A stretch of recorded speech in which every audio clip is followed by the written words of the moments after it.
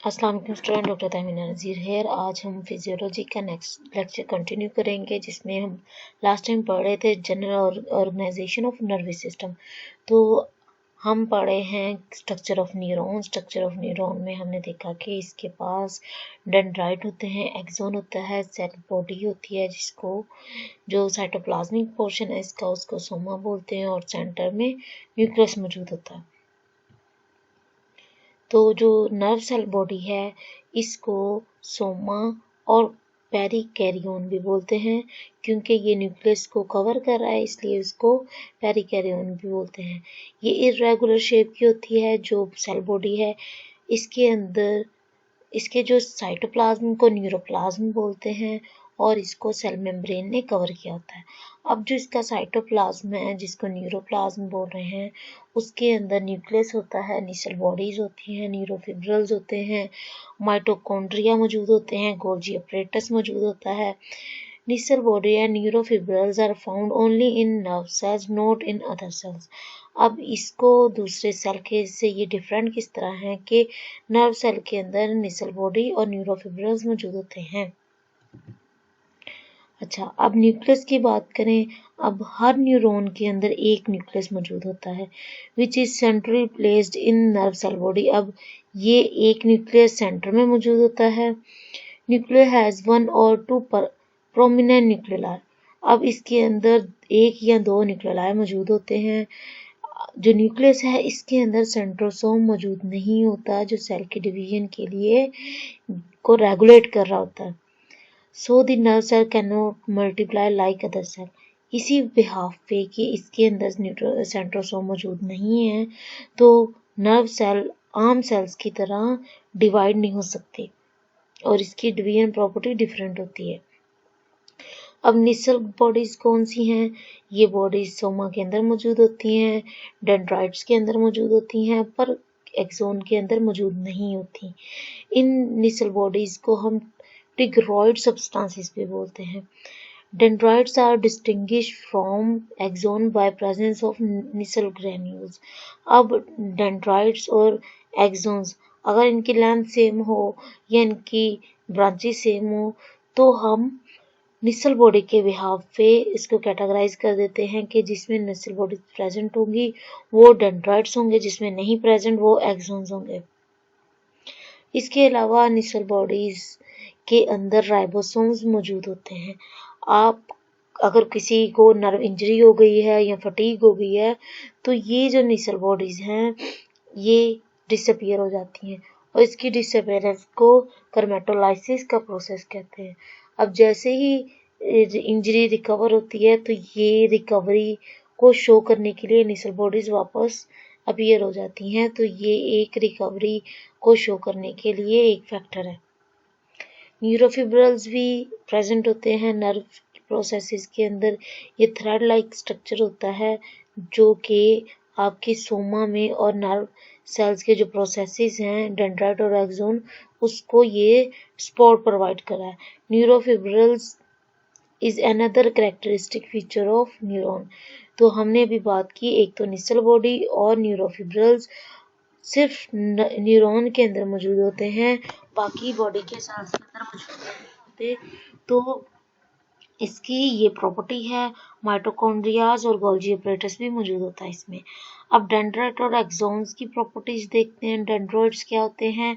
ये branch process of है neuron का, ठीक है। मतलब कि न्यूरॉन की जो सोमा है उधर से एक पोल से डेंड्राइट ब्रांचेस के फॉर्म में निकलते हैं, और ये ब्रांचेस बार बार डिवाइड होती जाती हैं। अब जो डेंड्राइट है वो प्रेजेंट हो भी सकते हैं, नहीं भी हो सकते, एक भी नंबर में हो सकता है और नंबर ऑफ डेंड्राइट्स भी मौजूद हो सकते हैं, ठीक है। अब जो डेंड्राइट है इसकी ये भी अभी हमने प्रॉपर्टी पढ़ी कि इसके अंदर निसल बॉडीज और न्यूरोफिब्रल्स होते हैं। ये क्या करते हैं कि dendrite transmit impulses toward this nerve cell body. Dendrite का क्या फंक्शन है? इसका मोस्टली फंक्शन सेंसरी है, क्योंकि ये जितने भी सिग्नल हैं ये सोमा की तरफ लेके जाता है, ये नर्व सेल बॉडी की तरफ लेके जाता है। जो एक्सॉन है ये लॉन्गर प्रोसेसेस होते हैं, एक्सॉन 1 भी हो सकता है, मल्टीपल भी हो सकते हैं। इसके अंदर निसल ग्रेन्यूल्स नहीं मौजूद होते। इसकी लेंथ 1 मीटर तक जा सकती है और ये सिग्नल को नर्व सेल बॉडी से अवे लेके जाते हैं। अच्छा, अब ऑर्गेनाइजेशन की बात करें, जो हर नर्व है, एक नर्व की organisation of nerve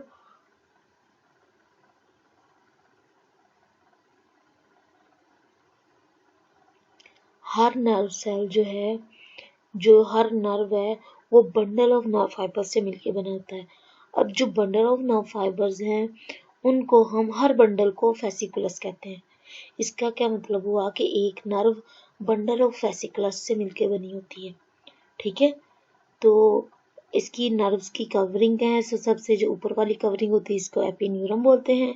her fasciculus को जो कवर करे वो पेरिन्यूरम है और हर नर्व फाइबर जो कवर करे उसको एंडोन्यूरम बोलते हैं। अब ये देखो, बहुत से फेसिकुलस मिलके एक नर्व फाइबर बना रहे हैं। ठीक है, नर्व फाइबर को जो कवर कर रहा है वो एपिन्यूरम है, फेसिकुलस को जो कवर करता है वो पेरिन्यूरम है।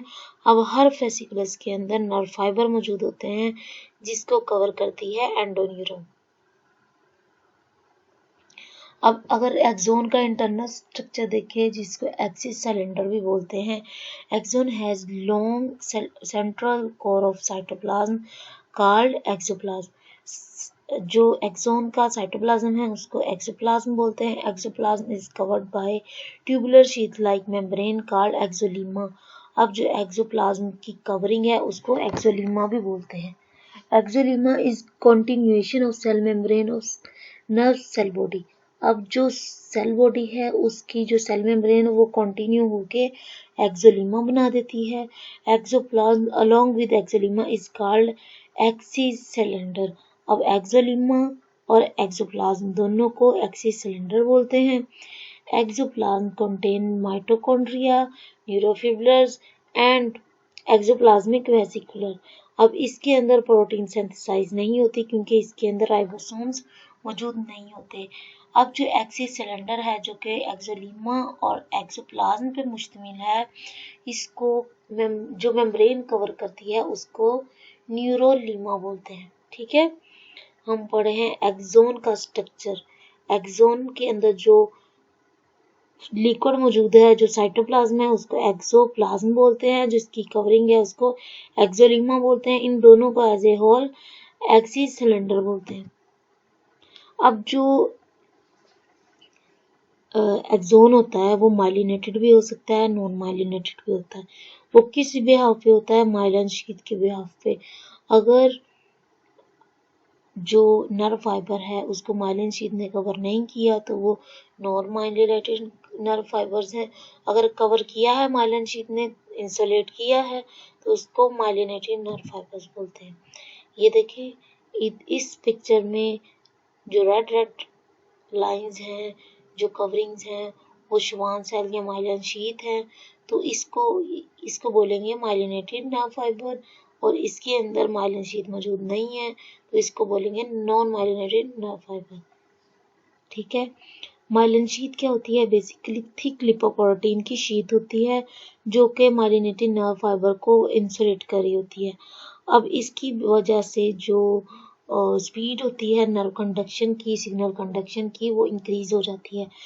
Myelin sheath is not a continuous sheath. अब जहाँ जहाँ माइलिन शीथ होती, ऐसा नहीं है कि उसने फुल कवर किया हो, कहीं के इंटरवल्स होते हैं जिसको नोड ऑफ रेनवेयर्स बोलते हैं।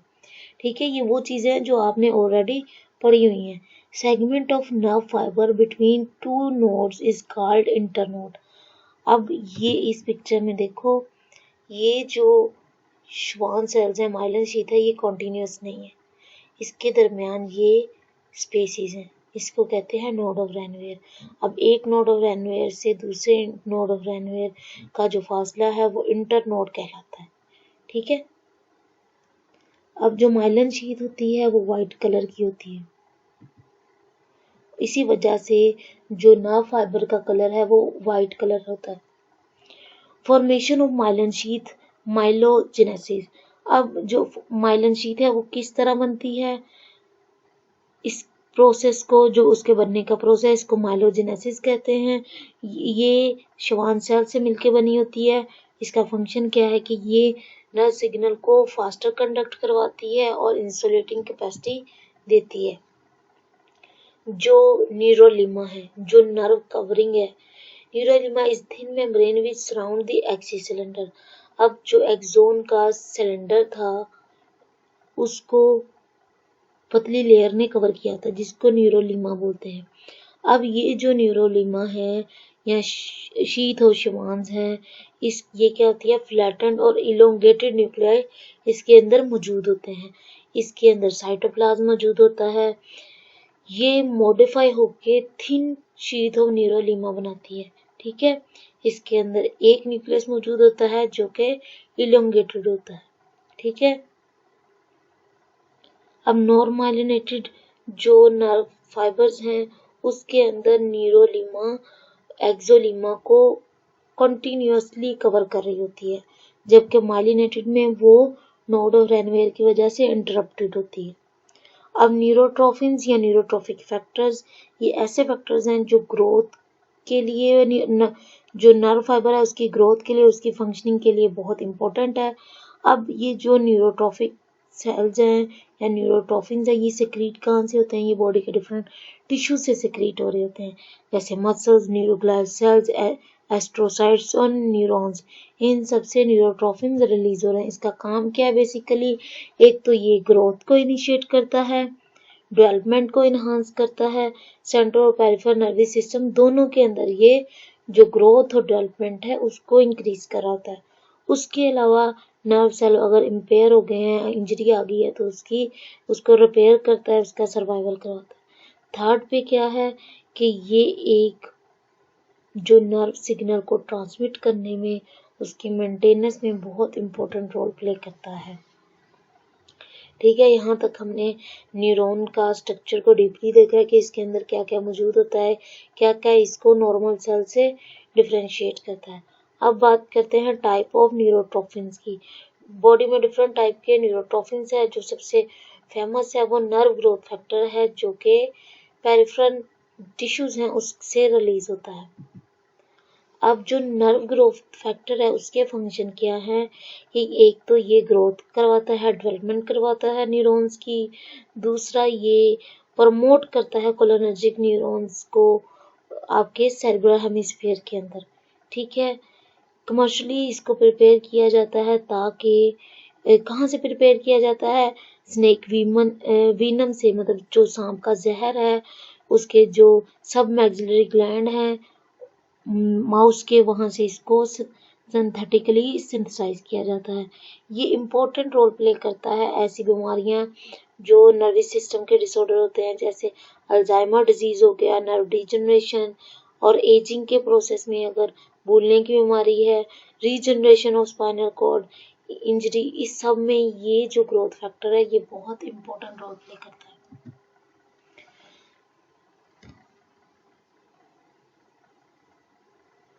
यहाँ तक समझ आ गई आपको? अब इसके बाद कुछ दूसरे न्यूरोट्रोफिन्स हैं जो बॉडी में मौजूद होते हैं। इनकी डिटेल्स आप अपनी बुक से देखेंगे और मैं आपसे नेक्स्ट लेक्चर में जूम मीटिंग में इसकी डिटेल आपसे सुनूंगी।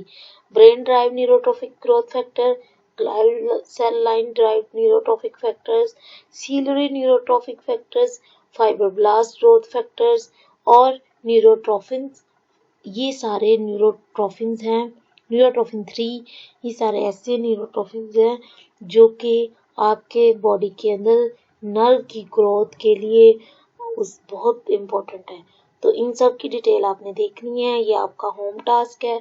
आपने मुझे बताना है कि हर जो न्यूरोट्रोफिन्स हैं उसका क्या क्या फंक्शन है। तो उम्मीद करती हूँ आपको लेक्चर समझ आ चुका होगा। बहुत आसान है, हम इसको पहले भी कर चुके हैं, तो इसलिए ये जब हमारे थर्ड सेमेस्टर का पार्ट है तो हम इसको दोबारा रिपीट कर रहे हैं। जो क्वेश्चन क्यूरी हो आप मुझसे पूछ सकते हैं। Thank you so much. अल्लाह हाफिज़।